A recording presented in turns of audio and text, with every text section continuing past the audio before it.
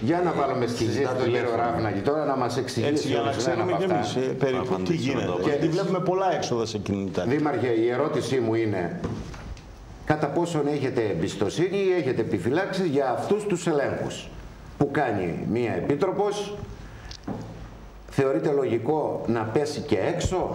Έχετε συναντήσει περίπτωση τέτοια να καταγραφεί σε μια έκθεση ως αποτέλεσμα του ελέγχου ένα εξωπραγματικό πάντα ο παράγοντας λάθος είναι ανθρώπινος. Μπορεί και να πέσει και έξω, αλλά σύμφωνα με αυτά που ακούω δεν είναι δυνατόν να πέσει έξω σε 50. Δηλαδή το στατιστικό λάθος είναι ελάχιστο. Αυτά που ακούω είναι εξωφρενικά πράγματα, τουλάχιστον άγνωστα για το δικό μας το Δήμο.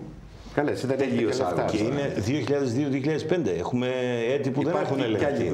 Υπάρχουν άλλα 3 χρόνια. Έχουμε να γίνει κι άλλος έλεγχος τώρα. Ναι. Μάλιστα. Λοιπόν, είναι, ξέρω εγώ, πρωτάκουστα και απαράδεκτα πράγματα αυτά εδώ που συμβαίνουν. Δεν θέλω να τα κρίνω εγώ. Υπάρχει ο Δημοτικός Σύμβουλος από το Δήμο Λαχανά, ο οποίος και τα κρίνει και σαφώς και πολύ καλά κάνουν και ζητάνε όλα τα στοιχεία που μπορούν και να ζητάνε. Είναι δικαίωμα της αντιπολίτευσης να ζητάει στοιχεία. Και μια και αναφέρθηκε ο συνάδελφός σας για τα κινητά τηλέφωνα, υπάρχει νομοθεσία που λέει ότι ο Δήμαρχος δικαιούται 100 ευρώ το μήνα κινητό τηλέφωνο, οι δε αντιδήμαρχοι από 50. Ό,τι εξτρά λογαριασμός υπάρχει, η ταμιακή μου υπηρεσία μου τον φέρνει και τον πληρώνω από την τσέπη μου. Και εγώ και οι αντιδήμαρχοι. Είναι νόμος στο Δήμο Ασύρου. Με κάτι να προσθέσω κάτι για τα ανταποδοτικά που είπατε. Είναι αντισταθμιστικά η σωστή ορολογία. Ναι.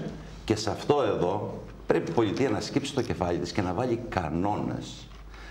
Είναι αδιανόητο να ακούγονται αυτά τα πράγματα ότι 3,5 εκατομμύρια ευρώ ξοδεύονται κατά αυτόν τον τρόπο. Είτε λέγονται εκδρομές, είτε λέγονται δαπάνες οι οποίες είναι ανήκουστες σε μεγάλους δήμους να γίνουν τέτοιες δαπάνες. Να βάλουν κανόνες, τα αντισταθμιστικά δίνονται υπό μία και μόνο έννοια. Είναι κοινοτική οδηγία η οποία λέει αντισταθμίζω το κακό που κάνω στο περιβάλλον. Με τα χρηματικά εντάλματα τάδε και τάδε πληρώθηκαν ποσό συνολικής αξίας 25. Κινητή τηλεφωνία. 25.909,11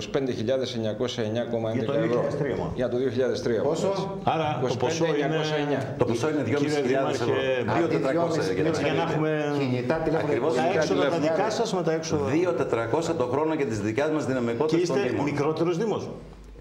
Μπορώ να πω ότι πληθυσμιακά είμαστε τριπλάσιος Δήμος. Απογραφικά βέβαια είμαστε μικρότερος, γιατί εκεί υπάρχει πρόβλημα, έτσι. Υπάρχει πρόβλημα. Το ξέρει ο κ. Χαριτονιάδης. Υπάρχουν αρκετές μεταδημοτεύσεις οι οποίες είναι παράνομες. Και δωρεάν οικόπεδα. Να το κλείσω. Δωρεάν οικόπεδα, εκδρόμες και μεταδημοτεύσεις. Επώνυμη να το κλείσω, κ. Στρατάκη. Με τα χρηματικά εντάλματα τάδε και τάδε πληρώθηκε δαπάνη συνολικού ποσού 33.165,46 ευρώ για κεράσματα και γεύματα. Κεράσματα 33.000 ευρώ. Κεράσματα και γεύματα.